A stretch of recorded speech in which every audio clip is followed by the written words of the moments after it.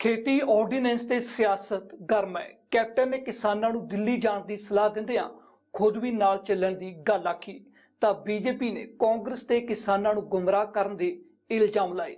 इस सब ਵਿੱਚ अकाली दल भी ऑर्ਡੀਨੈਂਸ ਦੇ खिलाफ भुगतिया है। अकाली दल के स्टैंड बाद हुण कई तरह ਦੀਆਂ चर्चावां ने।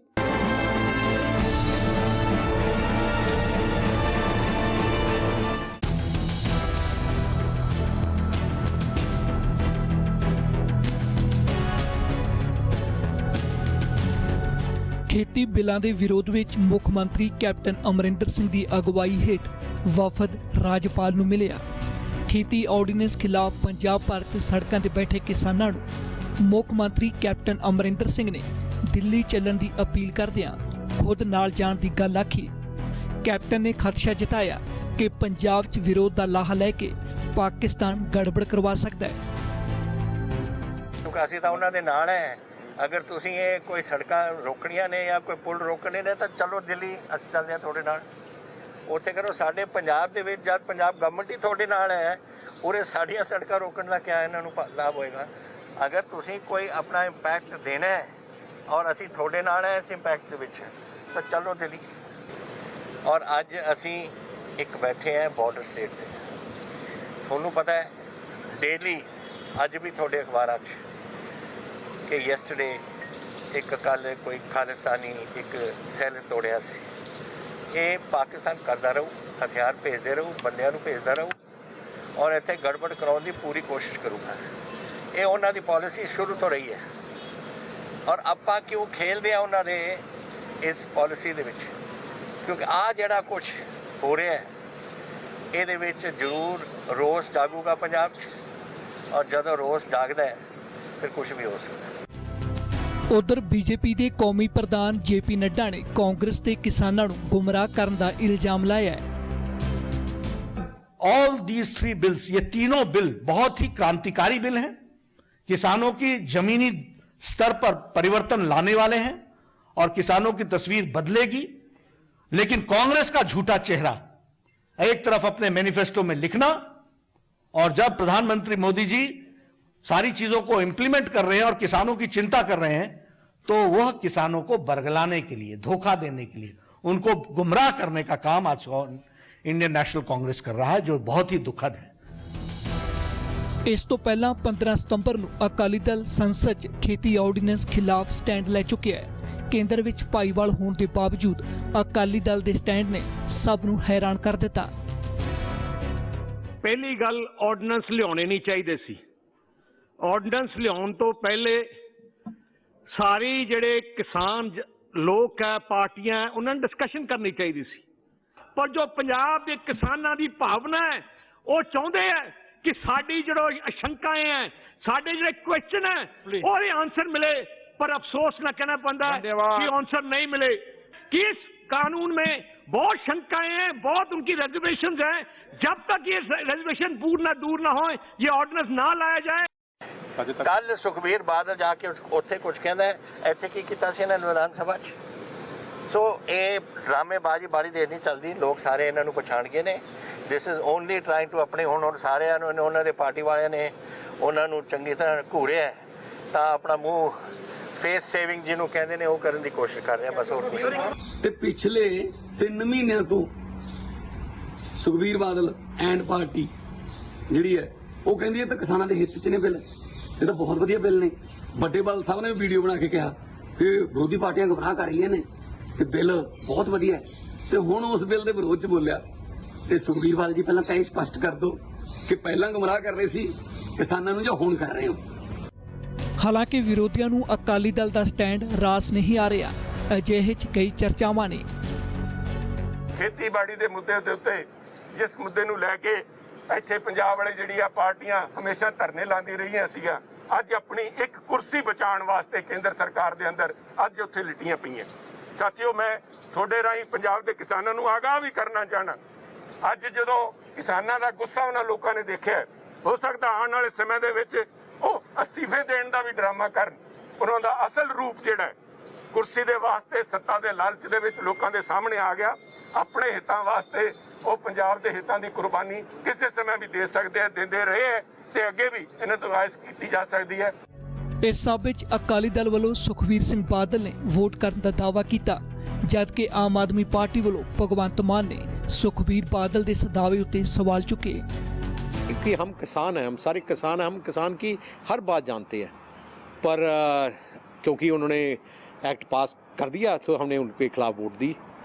पर मैं हैरानी की बात है कि जो कांग्रेस पार्टी है और जो आम आदमी पार्टी का भगवंत मान है, जब वोटिंग का टाइम आया कोई नहीं था, वो वहाँ तो बोल रहे थे हम अपोज करेंगे, उन्होंने वोट इस ऑर्डिनेंस के खिलाफ नहीं दी, वो सब वॉकआउट कर गए। और ये पंजाब में उनको बताना चाहिए कि पंजाब के लोगों को इतनी उनका पेशेंस नहीं है, इतनी हिम्मत नहीं है कि वहाँ तक एक 15-20 मिनट और वेट करें बगैर वोटिंग किए, बगैर इनके खिलाफ वोटिंग किए। भगवंत मान और कांग्रेस के सारे MP वॉकआउट कर गए थे। एडा वड्डा झूठ सुखबीर बादल ने बोलिया, शायद उन्होंने पता भी नहीं लगता कि मैं हुण किड्डा झूठ बोलदा, कि वो रोज ही बोलदा हो कि कल पार्लीमेंट च वोटिंग हुई ते मैं विरोध दे विच वोट पाई, सुखबीर बादल कहंदा ते विरोधी पार्टियां उत्थे है नहीं सी। दोस्तों मैं तुहानूं स्पष्ट करना चाहना, कल पार्लीमेंट च कोई वोटिंग ही नहीं हुई, सो मैं उत्थे मौजूद सी ते सुखबीर बादल ने ना हाँ कही ना कही बैठा रहा। ये कहते कि बब्बर शेर ने साडे ने अकाली दल वाले कह रहे कि विरोध च वोट पाई है। इस विचाले बीजेपी प्रधान JP नड्डा ने कहा कि वो अकाली दल के खदशे दूर कर रहे हैं। दूसरी बात कही, हमारी अकाली दल से बातचीत हो रही है, उनके कंसर्न्स रहे थे, उनको हम लोगों ने एड्रेस किया है। श्रोमणी अकाली दल ने कोशिशा कीतियां कि हम ख्याल पार्टियां नूं लैके किसान आगूआं नाल, किसान जथेबंदियां नाल संपर्क करके भारतीय जनता पार्टी की केंद्रीय लीडरशिप को, उन्होंने प्रधान साहब को पूरी भावना तो जाणू कराया जाए, पर अफसोस उन्होंने इस भावना की कदर नहीं की। दरअसल अकाली दल के ऑर्डीनेंस खिलाफ भुगतण तो पहला केंद्रीय मंत्री हरसिमरत कौर बादल तो लैके प्रकाश सिंह बादल सने सुखबीर सिंह बादल इन्हां ही ऑर्डीनेंस का गुणगान कर चुके ने कि कदे हो ही नहीं सकता कि MSP जी कोई खत्म हो जाए।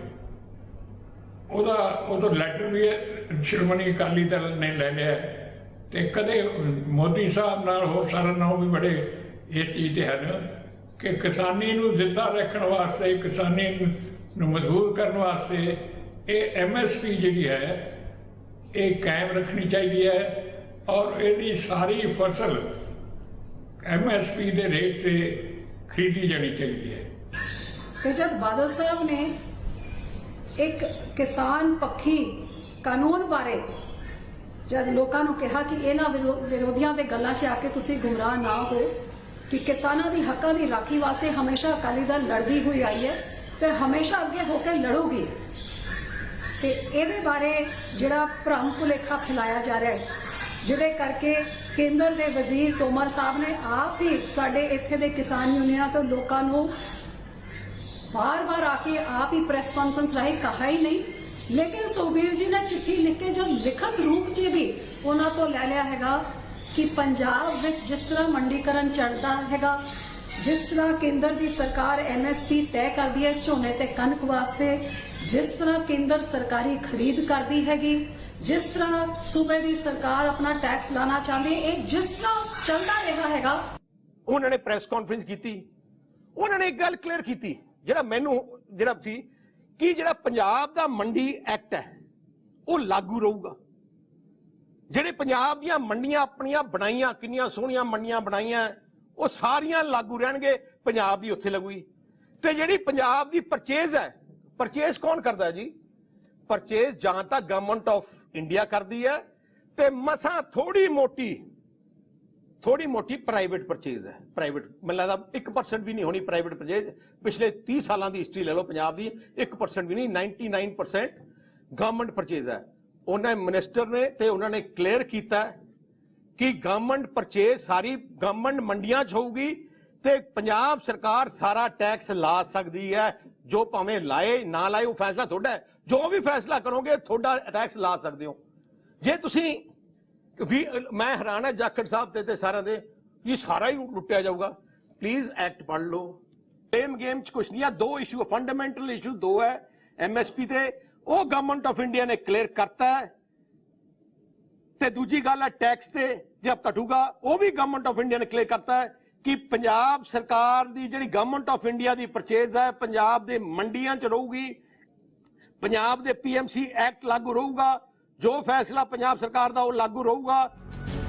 ਇਹ ਉਹ ਪੂਰੀ ਸਿਆਸਤ ਹੈ ਜੋ ਖੇਤੀ ਆਰਡੀਨੈਂਸ ਤੇ ਹੋ ਰਹੀ ਹੈ। ਵਿਰੋਧੀ ਪਾਰਟੀਆਂ ਅਤੇ ਕਿਸਾਨ ਆਰਡੀਨੈਂਸ ਖਿਲਾਫ ਨੇ ਅਤੇ ਇਸ ਦਾ ਵਿਰੋਧ ਹੋ ਰਿਹਾ ਹੈ। ਵੱਡੀ ਗੱਲ ਇਹ ਹੈ ਕਿ ਕੇਂਦਰ ਵਿੱਚ ਭਾਈਵਾਲ ਅਕਾਲੀ ਦਲ ਵੀ ਬਿੱਲ ਦੇ ਖਿਲਾਫ ਭੁਗਤਿਆ ਹੈ। ਸਾਫ਼ ਹੈ ਹੁਣ ਬੀਜੇਪੀ ਨੂੰ ਛੱਡ ਕੇ ਪੰਜਾਬ ਦੀਆਂ ਸਾਰੀਆਂ ਹੀ ਸਿਆਸੀ ਧਿਰਾਂ ਆਰਡੀਨੈਂਸ ਖਿਲਾਫ ਨਿਤਰਾਈਆਂ ਨੇ।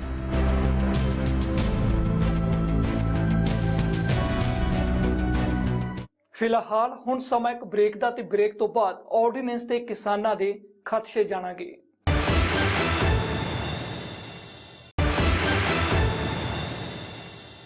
ਖੇਤੀ ਆਰਡੀਨੈਂਸ ਤੇ ਹੋ ਰਹੀ ਸਿਆਸਤ ਦੇ ਵਿੱਚ ਕਿਸਾਨਾਂ ਦੇ ਸੂਬੇ ਭਰ ਦੇ ਵਿੱਚ ਧਰਨੇ ਪ੍ਰਦਰਸ਼ਨ ਜਾਰੀ ਨੇ। ਹਾਲਾਂਕਿ ਕਈ ਥਾਂ ਤੋਂ ਧਰਨੇ ਚੁੱਕੇ ਗਏ ਨੇ। ਕਿਸਾਨ ਆਰਡੀਨੈਂਸ ਨੂੰ ਕਿਸਾਨ ਅਤੇ ਕਿਸਾਨੀ ਲਈ ਘਾਤਕ ਦੱਸ ਰਹੇ ਨੇ। ਪੰਜਾਬ ਭਰ ਦੇ ਵਿੱਚ ਕਿਸਾਨ ਖੇਤੀ ਆਰਡੀਨੈਂਸ ਖਿਲਾਫ ਸੜਕਾਂ ਉੱਤੇ ਨੇ। ਰੋਸ ਪ੍ਰਦਰਸ਼ਨ ਹੋ ਰਹੇ ਨੇ। ਤਸਵੀਰਾਂ ਅੰਮ੍ਰਿਤਸਰ ਦੀਆਂ ਨੇ। ਇਹਨਾਂ ਤਿੰਨਾਂ ਬਿੱਲ ਨੂੰ ਲੈ ਕੇ ਕਿਸਾਨਾਂ ਦੇ ਖਦਸ਼ੇ ਵੀ ਜਾਣ ਲਓ। ਹੁਣ ਇਹ ਵਿੱਚ ਸੋਧ ਲਿਆ ਕੇ ਸਰਕਾਰ ਨੇ ਖੁੱਲ੍ਹ ਦਿੱਤੀ ਆ ਵੀ ਸਾਡੇ ਕੋਲ ਫਸਲ ਖਰੀਦ ਕੇ ਕੋਈ ਵੀ ਕੰਪਨੀ ਇਹਨੂੰ ਸਟੋਰ ਕਰ ਸਕਦੀ ਆ ਤੇ ਉਹ ਸਟੋਰ ਕਰਨ ਤੋਂ ਬਾਅਦ ਬਾਜ਼ਾਰ ਦੇ ਵਿੱਚ ਜਦੋਂ ਉਹ ਸਟੋਰ ਕਰ ਲੂਗੀ ਬਾਜ਼ਾਰ 'ਚ ਉਹਦੀ ਕੀਮਤ ਵੱਧ ਜੂਗੀ ਤੇ ਫਿਰ ਬਾਜ਼ਾਰ ਜਦੋਂ ਇਹ ਪ੍ਰੋਡਕਟ ਆਊਗਾ ਤੇ ਇਹਦੇ ਜਿਹੜੇ ਮਜ਼ਦੂਰ ਆ ਸ਼ਹਿਰੀ ਆ ਇਹਦੀ ਲੁੱਟ ਕੀਤੀ ਜਾਊਗੀ। ਸੋ ਹੁਣ ਕਾਲਾ ਬਾਜ਼ਾਰੀ ਦੀ ਕਾਨੂੰਨੀ ਮਾਨਤਾ ਮਿਲ ਗਈ ਆ। ਜਿਹੜੇ ਆਮ ਖਪਤਕਾਰ ਆ ਤੇ ਮਜ਼ਦੂਰ ਆ ਇਹਦੀ ਲੁੱਟ ਦਾ ਸ਼ਿਕਾਰ ਹੋਣਗੇ। ਇਸ ਕਾਨੂੰਨ ਵਿੱਚ ਇਹ ਮਾਰੂ ਆ ਤਾਂ ਅਸੀਂ ਇਹਦਾ ਵਿਰੋਧ ਕਰ ਰਹੇ ਹਾਂ। ਇਹ ਵੇਖੋ ਜੀ ਪਹਿਲਾ ਕਾਨੂੰਨ ਹੀ ਠੀਕ ਸੀਗਾ ਕਿਉਂਕਿ ਕੋਈ ਵੀ ਪ੍ਰਾਈਵੇਟ ਕੰਪਨੀ ਨੂੰ ਪਹਿਲੋਂ ਕਣਕ ਝੋਨਾ ਸਰਕਾਰ ਖਰੀਦੀ ਉਹ ਸੈਲਰ ਜਿਹੜਾ ਸਰਕਾਰ ਦੀ ਦੇਖ ਰੇਖ 'ਚ ਹੁੰਦਾ, ਸੈਲਰ 'ਚ ਸਟੋਰ ਹੁੰਦਾ ਮਾਲ। ਸੋ ਹੁਣ ਉਹ ਪ੍ਰਾਈਵੇਟ ਕੰਪਨੀ ਦੀ ਦੇਖ ਰੇਖ 'ਚ ਹੋਊਗਾ ਤੇ ਪ੍ਰਾਈਵੇਟ ਕੰਪਨੀ ਕਿਸੇ ਵੀ ਵਸਤੂ ਦੀ ਘਾਟ ਪੈਦਾ ਕਰ ਲਈ ਆਪਣੇ ਸਟੋਰ 'ਚ ਡੰਪ ਕਰ ਲੂਗੀ ਮਾਲ ਤੇ ਸਟੋਰ 'ਚ ਉਹਦੀ ਘਾਟ ਪੈਦਾ ਕਰਕੇ ਕੀਮਤਾਂ ਸਮਾਨਾਂ 'ਚ ਛੂਹ ਕੇ ਤੇ ਫਿਰ ਉਹ ਬਾਜ਼ਾਰ ਵਿੱਚ ਲਿਆਇਆ ਕਰੂਗੀ। ਉਹਦੇ ਨਾਲ ਆਮ ਪਬਲਿਕ ਨੂੰ ਬਹੁਤ ਜ਼ਿਆਦਾ ਨੁਕਸਾਨ ਹੋਣਾ ਵਾ। ਕਿਸਾਨਾਂ ਦਾ ਇਲਜ਼ਾਮ ਹੈ ਕਿ ਵੱਡੇ ਕਾਰਪੋਰੇਟ ਘਰਾਣਿਆਂ ਦਾ ਦਖਲ ਵੱਧ ਜਾਵੇਗਾ ਜਿਸ ਨਾਲ ਕਿਸਾਨਾਂ ਦੀ ਲੁੱਟ ਹੋਵੇਗੀ। ਵੀ ਕਾਰਪੋਰੇਟ ਘਰਾਣੇ ਖੇਤੀ ਵਿੱਚ ਦਾਖਲ ਹੋਣ ਦਾ ਮੌਕਾ ਮਿਲ ਰਿਹਾ ਵੀ ਦਾਖਲ ਹੋ ਜਾਣ। ਦੂਸਰਾ ਇਸ ਬਿੱਲ ਦੇ ਵਿੱਚ ਜਿਹੜੀ APMC ਐਕਟ ਨੇ ਸੂਬਿਆਂ ਦੇ ਉਹਨਾਂ ਨੂੰ ਜਿਹੜੇ ਟੈਕਸ ਲੱਗੇ ਸੀ ਉਹ ਖੁੱਲ੍ਹ ਦੇ ਦਿੱਤੀ ਗਈ ਆ। ਤੀਸਰਾ ਵੀ ਖੇਤੀ ਬਾੜੀ ਸਟੇਟਾਂ ਦਾ ਸੂਬਿਆਂ ਦਾ ਵਿਸ਼ਾ ਵਾ ਉਹ ਹੁਣ ਕੇਂਦਰੀ ਵਿਸ਼ਾ ਬਣ ਜਾਊਗਾ। ਠੀਕ ਹੈ, ਇਹਦੇ ਨਾਲ ਹੋਣਾ ਵੀ ਸਿੱਧਾ ਪਹਿਲੋਂ ਪਿੰਡਾਂ ਵਿੱਚ ਜਾ ਕੇ ਕੰਪਨੀਆਂ ਫਸਲਾਂ ਨਹੀਂ ਸੀ ਖਰੀਦ ਸਕਦੀਆਂ, ਉਹ ਸਿੱਧਾ ਜਾ ਕੇ ਖਰੀਦ ਕਰ ਲੈਣਗੇ ਤਾਂ ਉਹਨਾਂ ਤੇ ਟੈਕਸ ਵੀ ਕੋਈ ਨਹੀਂ। ਇਸ ਕਰਕੇ ਇਹ ਸਾਡੀ ਗਾਂਹ ਜਾ ਕੇ ਜਿਹੜੀ ਸਰਕਾਰੀ ਮੰਡੀ ਉਹਨੂੰ ਨਿੱਜੀ ਹੱਥਾਂ ਵਿੱਚ ਦੇਣ ਦੇ ਕਣਕ ਝੋਨਾ ਦੀ ਖਰੀਦ ਬੰਦ ਕਰਨ ਵਾਲੇ ਪਾਸੇ ਨੂੰ ਸਟੈਪ ਵਧੂਗਾ। ਇਹ ਲੁੱਟ ਆ ਵੱਡੀ ਕਿਸਾਨਾਂ ਦੀ। ਕਿਸਾਨਾਂ ਦਾ ਇੱਕ ਖਦਸ਼ਾ ਇਹ ਵੀ ਹੈ ਕਿ ਇਸ ਨਾਲ MSP ਖਤਮ ਹੋ ਜਾਵੇਗੀ। ਜਦੋਂ ਸਰਕਾਰੀ ਮੰਡੀ ਨਾ ਰਹੀ, ਸਰਕਾਰ ਦੀ ਸਰਕਾਰੀ ਖਰੀਦ ਨਾ ਰਹੀ, ਪ੍ਰਾਈਵੇਟ ਬੰਦੇ MSP ਤੇ ਨਹੀਂ ਖਰੀਦਣਗੇ। ਜਿਵੇਂ 23 ਫਸਲਾਂ ਦੀ ਸਰਕਾਰ MSP ਤੈਅ ਕਰਦੀ ਆ, ਐਰਕੀ ਮੱਕੀ 1850 ਰੁਪਏ ਨੂੰ ਸੀਗੀ ਪਰ ਖਰੀਦੀ ਗਈ 800 900 1200 ਰੁਪਏ। ਸੋ MSP ਤੋਂ ਬਹੁਤ ਘੱਟ ਰੇਟ ਤੇ ਫਸਲਾਂ ਵਿਕਣਗੀਆਂ ਕਿਉਂਕਿ ਪ੍ਰਾਈਵੇਟ ਦੇ ਵਿੱਚ ਕੱਲੀਆਂ ਹਿੰਦੁਸਤਾਨ ਦੇ ਵਿੱਚ 6% ਹੀ ਫਸਲਾਂ ਸਰਕਾਰੀ ਪਰਚੇਜ ਹੋ ਰਹੀਆਂ, ਬਾਕੀ 94% ਫਸਲਾਂ ਪ੍ਰਾਈਵੇਟ ਵਿਕ ਰਹੀਆਂ ਤੋਂ MSP ਤੋਂ ਬਹੁਤ ਹੇਠਾਂ ਰੇਟ ਤੇ ਵਿਕ ਰਹੀਆਂ। ਉਧਰ BJP ਪ੍ਰਧਾਨ JP ਨੱਡਾ ਨੇ ਕਿਸਾਨਾਂ ਦੇ ਖਦਸ਼ਿਆਂ ਨੂੰ ਦੂਰ ਕਰਨ ਦਾ ਯਤਨ ਕੀਤਾ। मूल एक्ट में ही MSP का जिक्र नहीं है। MSP is through an executive order. और MSP में जाएगा कौन? जब हमको दाम बढ़ा मिल रहा है तो हम MSP में क्यों जाएंगे? और अगर हमको दाम कम मिल रहा है तो हम MSP से क्यों बाहर जाएंगे? तो हम तो आपको ऑप्शन दे रहे हैं ना। आप समझे मेरी बात। एक तो ध्यान में रखिए कि MSP लिमिटेड पीरियड के लिए होता है। उस लिमिटेड पीरियड में जितनी भी होती है वो आप लेंगे, उसके बाद आप उस अनाज मंडी से बंधे रहें, इसकी क्या आवश्यकता है? और मेरे पास एक उत्पाद है, उसका 10 रुपए दाम है, MSP हमको 10 रुपए दे रही है, हमको दूसरी जगह 12 रुपए दे रही है, तो हम कहां जाएंगे आप बताइए? रहेगा ना। मैंने कहा MSP था, है और रहेगा। किसानों की ही चिंता के लिए रहेगा। APMC रहेगी, लेकिन आप APMC के माध्यम से आपकी कोई भी ऑप्शन ना रखें, उसको कोई ऑप्शन ना दें, यह नहीं है। Yes, we are in discussion with them. हम उनके साथ बातचीत कर रहे हैं, उनको इन सारी चीज़ों के बारे में जानकारियां भी दे रहे हैं, बता भी रहे हैं, उनके साथ चर्चा भी हुई है और अभी से नहीं लगातार चर्चा हुई है। लेकिन ये सारी चीज़ों की चर्चाएं पहले हो चुकी हैं और इन चर्चाओं के माध्यम से ही हम आगे बढ़े हैं और हम आगे बढ़ेंगे। इस सਭ ਵਿੱਚ ਕੈਪਟਨ ਵੱਲੋਂ ਕਿਸਾਨਾਂ ਨੂੰ ਦਿੱਲੀ ਜਾਣ ਦੀ ਦਿੱਤੀ ਸਲਾਹ ਦਾ ਜਵਾਬ ਵੀ ਸੁਣ ਲਓ। ਸਵਾਲ ਹੈ ਵੀ ਕੈਪਟਨ ਅਮਰਿੰਦਰ ਸਿੰਘ ਸਭ ਤੋਂ ਪਹਿਲਾਂ ਸੋਨੀਆ ਜੀ ਰਾਹੁਲ ਜੀ ਨੂੰ ਬੁਲਾਉਣਾ ਸ਼ੁਰੂ ਕਰਨ ਵੀ ਉਹ ਬੋਲਣ। ਇਹ ਤੋਂ ਜਿਹੜੀਆਂ ਵਿਧਾਨ ਸਭਾ ਨੇ ਉਹਨਾਂ ਦੀ ਕਾਂਗਰਸ ਪਾਰਟੀਆਂ ਹੋਰਨਾਂ ਸਥਿਤਾਂ ਸਰਕਾਰ ਉੱਥੇ ਮਤਾ ਪਾਸ ਕਰਾਉਣ। ਦਿੱਲੀ ਵੀ ਚਲੇ ਜਾਵਾਂਗੇ, ਦਿੱਲੀ ਜਾ ਕੇ ਜੇ ਮਸਲੇ ਹੱਲ ਹੁੰਦੇ ਤਾਂ ਆਪਾਂ ਦਿੱਲੀ ਨੂੰ ਚਲੇ ਜਾਂਦੇ। ਹਰ ਕਿਸਮ ਦੀ ਆਪਸ਼ਨ ਆ, ਅਸੀਂ ਹਰ ਕਿਸਮ ਦੀ ਆਪਸ਼ਨ ਨੂੰ ਦਿੱਲੀ। ਸੋ ਕੈਪਟਨ ਸਾਹਿਬ ਆਪਦੇ ਸਟੇਟ ਤੋਂ ਗਲੋਂ ਕਲਾਵਾਂ ਲਾ ਕੇ ਦਿੱਲੀ ਦੀ ਗੱਲ ਪਾਉਣਾ ਚਾਹੁੰਦੇ ਨੇ, ਹੋਰ ਉਹਦਾ ਕੋਈ ਮਕਸਦ ਨਹੀਂ ਹੈ। ਪੰਜਾਬ ਵਿੱਚ ਪ੍ਰਦਰਸ਼ਨਕਾਰੀ ਕਿਸਾਨਾਂ ਨੇ ਸੂਬੇ ਭਰ 'ਚ ਸੜਕਾਂ ਤੇ ਧਰਨੇ ਮਾਰੇ ਸਨ, ਜਿਸ ਕਾਰਨ ਆਮ ਲੋਕਾਂ ਸਣੇ ਕਾਰੋਬਾਰੀਆਂ ਤੇ ਰਾਹਗੀਰਾਂ ਨੂੰ ਵੱਡੀਆਂ ਦਿੱਕਤਾਂ ਦਾ ਸਾਹਮਣਾ ਕਰਨਾ ਪਿਆ। ਖੇਤੀ ਆਰਡੀਨੈਂਸਾਂ ਦੇ ਖਿਲਾਫ ਕਿਸਾਨਾਂ ਵੱਲੋਂ ਕਸਬਾ ਬਿਆਸ ਦੇ ਪੁਲ ਉੱਪਰ ਲਗਾਏ ਗਏ ਧਰਨੇ ਦਾ ਅੱਜ ਤੀਸਰਾ ਦਿਨ ਹੈ ਤੇ ਤੀਸਰੇ ਦਿਨ ਜਿਹੜਾ ਧਰਨਾ ਲਗਾਇਆ ਹੋਣ ਕਰਕੇ ਜਿਹੜੀ ਟ੍ਰੈਫਿਕ ਹੈ बुरी तरह प्रभावित हो रही है। जम्मू से आ रहा हूँ, जम्मू से आ रहा हूँ। कितने जाना तुसी सर? सर मैंने जो ना रैया तो ये मम्मा को लेके आ रहा हूँ, दवाई लेने आए थे स्कोट में। तो अभी ये खज्जल खवाई रास्ते का मेरे को पता नहीं भी किस साइड जाना किस साइड नहीं जाना, तो है तो ट्रबल ही है। रास्ते में और कहीं भी धरना लगा था? नहीं, पीछे कोई नहीं है, वापसी में इसी साइड से आ रहा हूँ, रास्ते में कुछ नहीं था, इस साइड भी कुछ नहीं है, यही आगे ट्रबल हुई है। रास्ते का पता नहीं फ्लाईओवर किस साइड निकलेगा किस साइड नहीं निकलेगा। मैं अमृतसर से आ रहा हूँ। रहने वाले किसों के हो? मैं यमुनानगर दा। वापस किधर जा रहे हो? मैं यमुनानगर जा रहा हूँ। यमुनानगर ही वापस जा रहे हो? तो की कह रहे हैं हुण पुलिस वाले इस जगह तो? कह रहे हैं कि आगे रास्ता बंद है, कहते हैं आपको डिवाइडर कर देंगे, आपको दूसरे रास्ते से भेज देंगे। परेशानी हो रही है बड़ी हमें। ਅਸੀਂ ਜਾਣਾ ਜੀ ਅੰਬਾਲਾ। ਅੰਬਾਲਾ ਜਾਣਾ? ਹਾਂਜੀ। ਤਾਂ ਕਿਸ ਦੇ ਉੱਪਰ ਹੋ, ਕਿਹੜਾ ਵਹੀਕਲ ਤੁਹਾਡੇ ਕੋਲੇ? ਸਾਡੇ ਕੋਲ ਕਾਰ ਹੈਗੀ ਜੀ। ਕਾਰ ਹੈਗੀ ਆ। ਤਾਂ ਕੀ ਕਹਿ ਰਹੇ ਨੇ ਤੁਹਾਨੂੰ ਪੁਲਿਸ ਵਾਲੇ ਇਸ ਜਗ੍ਹਾ ਤੇ ਰੋਕਿਆ ਕਿਉਂ ਹੈ? ਪੁਲਿਸ ਵਾਲੇ ਰੋਕ ਰਹੇ ਆ ਜੀ, ਕਹਿ ਰਹੇ ਕਿ ਅੱਗੇ ਬਹੁਤ ਜ਼ਿਆਦਾ ਟ੍ਰੈਫਿਕ ਹੈਗਾ, ਕਿਸਾਨਾਂ ਨੇ ਆਪਣਾ ਧਰਨਾ ਦਿੱਤਾ ਹੋਇਆ। ਚਲੋ ਅਸੀਂ ਕਹਿੰਦੇ ਕੋਈ ਗੱਲ ਨਹੀਂ, ਧਰਨਾ ਤੇ ਦੇਣ, ਕੋਈ ਦਿੱਕਤ ਨਹੀਂ ਹੈਗੀ ਉਸ ਗੱਲ ਦੀ, ਮਗਰ ਲੋਕਾਂ ਨੂੰ ਪਰੇਸ਼ਾਨ ਨਾ ਕੀਤਾ ਜਾਏ। ਇਸ ਕਰਕੇ ਆਪਾਂ ਕਹਿੰਦੇ ਕਿ ਜਿਹੜਾ ਬੰਦਾ ਕੋਈ ਕੰਮ ਆਇਆ ਉਹਨੂੰ ਜਾਣਾ ਚਾਹੀਦਾ। 2 ਦਿਨ ਫਸ ਗਿਆ, 3 ਦਿਨ ਫਸ ਗਿਆ, ਉਹਦੇ ਵਾਸਤੇ ਬਹੁਤ ਦਿੱਕਤ ਦੀ ਗੱਲ ਹੋ ਸਕਦੀ ਹੈ। ਮੁਸ਼ਕਲ ਜੀ ਕੱਲ ਦੇ ਅਸੀਂ 2 ਵਜੇ ਫਸੇ ਆ, ਨਾ ਕੋਈ ਰੋਟੀ ਆ ਨਾ ਕੋਈ ਪਾਣੀ ਆ। ਬੰਬੇ ਨੂੰ ਜਾਣੀਆਂ ਗੱਡੀਆਂ, ਕਲਕੱਤੇ ਨੂੰ ਜਾਣੀਆਂ, ਅਸੀਂ ਪਰੇਸ਼ਾਨ ਹੋਏ ਆ। ਸਿਰਫ ਇੱਥੇ ਟਰੱਕਾਂ ਦੀਆਂ ਲਾਈਨਾਂ ਲੱਗੀਆਂ ਨੇ, ਹੋਰ ਇੱਥੇ ਦੱਸੋ ਕੋਈ ਆਮ ਪਬਲਿਕ ਕੋਈ ਨਹੀਂ ਹੈ।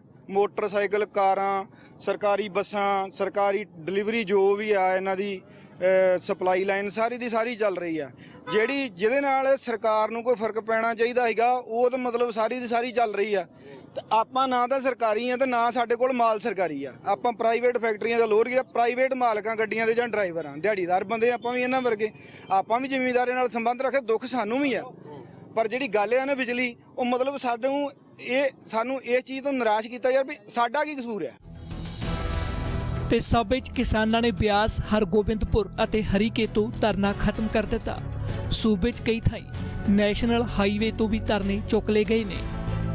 ਸ੍ਰੀ ਹਰਗੋਬਿੰਦਪੁਰ ਦੀ ਤਰਫ ਤੋਂ ਹੁਸ਼ਿਆਰਪੁਰ, ਜਲੰਧਰ, ਟਾਂਡਾ, ਦਸੂਹਾ, ਮੁਕੇਰੀਆਂ ਤੇ ਚੰਡੀਗੜ੍ਹ ਜਾਣ ਵਾਲੇ ਰਸਤੇ ਬੰਦ ਸਨ।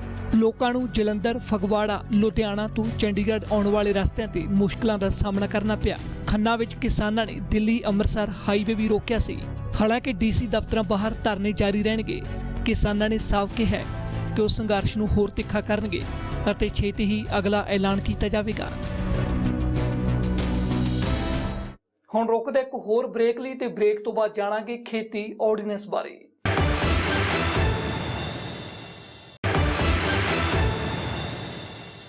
ਖੇਤੀ ਆਰਡੀਨੈਂਸ ਹੈ ਕਿ ਜਿਨ੍ਹਾਂ ਖਿਲਾਫ ਕਿਸਾਨ ਰੋਸ ਪ੍ਰਦਰਸ਼ਨ ਕਰ ਰਹੇ ਨੇ।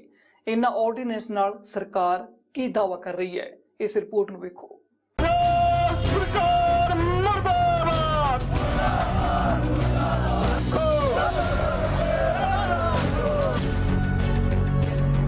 ਕੇਂਦਰੀ ਕੈਬਨਿਟ ਨੇ ਕਿਸਾਨਾਂ ਦੀ ਆਜ਼ਾਦੀ ਤੇ ਖੁਸ਼ਹਾਲੀ ਦੇ ਨਾਂ ਤੇ 3 ਆਰਡੀਨੈਂਸ ਨੂੰ ਮਨਜ਼ੂਰੀ ਦਿੱਤੀ ਹੈ। ਸਭ ਤੋਂ ਪਹਿਲਾਂ ਗੱਲ ਖੇਤੀਬਾੜੀ ਉਤਪਾਦਨ ਵਪਾਰ ਅਤੇ ਵਣਜ ਆਰਡੀਨੈਂਸ 2020 ਦੀ ਕਰਦੇ ਹਾਂ। ਇਸ ਮੁਤਾਬਕ ਕਿਸਾਨਾਂ ਨੂੰ ਆਪਣੀ ਉਪਜ ਕਿਸੇ ਵੀ ਸੂਬੇ 'ਚ ਵੇਚਣ ਦੀ ਆਜ਼ਾਦੀ ਹੈ। ਈ-ਟ੍ਰੇਡਿੰਗ ਦੇ ਜ਼ਰੀਏ ਫਸਲਾਂ ਦੀ ਖਰੀਦ ਵਿਕਰੀ ਹੋ ਸकेगी। किसानों को फसल की चंगी कीमत मिल पाएगी कि हम इंफॉर्मेशन ऑफ प्राइसेस देंगे और इंफॉर्मेशन ऑफ प्राइसेस यानी हम सूचना बताएंगे कि कहां किस जगह पर क्या प्राइस चल रहा है और इंटेलिजेंस मार्केट की इंटेलिजेंस यानी आगे चल करके क्या होगा, क्या दाम होगा, क्या दाम होने की संभावनाएं हैं। प्राइवेट सेक्टर भी इन्वेस्ट करेगा, वह भी निवेश करेगा और उसको भी इसमें से एक उत्पाद लेने की इच्छा जाहिर होगी। यह एक इस विषय को हमको ध्यान में रखना चाहिए। उसी तरीके से ये जो farmers produce and trade and commerce का विषय है, इसको भी फार्मर्स को फैसिलिटेट करने का प्रयास है, किसान को सुविधा देने का प्रयास है। सुविधाजनक तरीके से किसान अपने उत्पाद को बेच सके, इसकी व्यवस्था है। और इसका जो मूल है कि अनाज मंडी के थ्रू, अभी क्या है, अनाज मंडी के थ्रू ही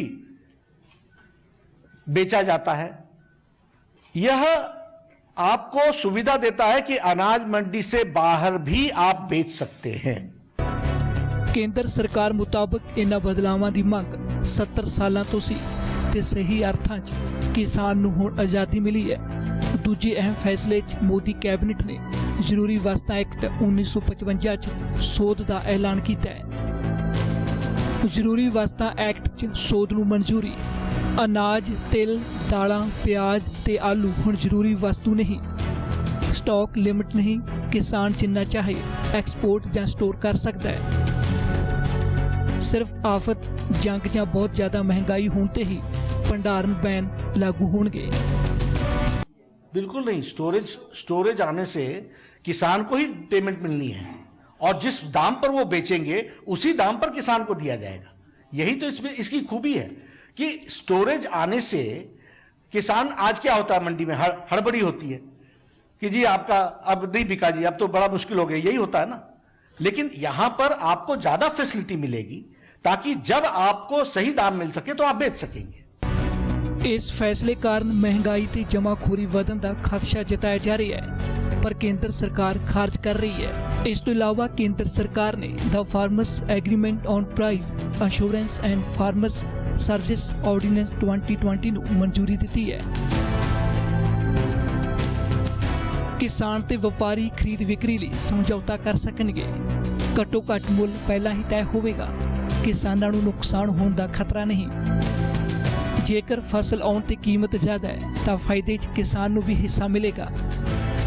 विवाद होने ते मामला कोर्ट च नहीं जाएगा, प्रशासन पद्धर ते निपटारा होवेगा। एमएसपी रहेगा, एमएसपी था, एमएसपी है और एमएसपी रहेगा। हम सबको मालूम होना चाहिए कि एमएसपी एपीएमसी के अंदर अनाज मंडी में प्रोक्योरमेंट सेंटर जहां गवर्नमेंट खड़ा करती है वहां एमएसपी मिलता है, तो वो एमएसपी मिलेगा।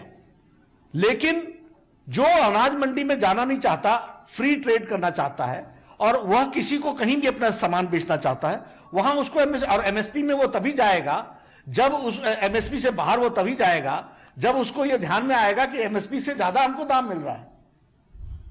और था, है और रहेगा अनाज मंडी के अंदर। केंद्र सरकार के बुलारियां ने बड़े बड़े दावे किए ने कि किसान हुण अपनी फसलां किसी भी राज च ले जाके बेच सकणगे। ई ट्रेडिंग राही अपनी फसल का अगाऊ सौदा सीधा व्यापारी नाल कर सकणगे। इंस्पैक्टरी राज जां विचोले की भूमिका खत्म कर दी गई है, पर किसानां नूं अजे इह कोई पड़ा नहीं वेख रहा।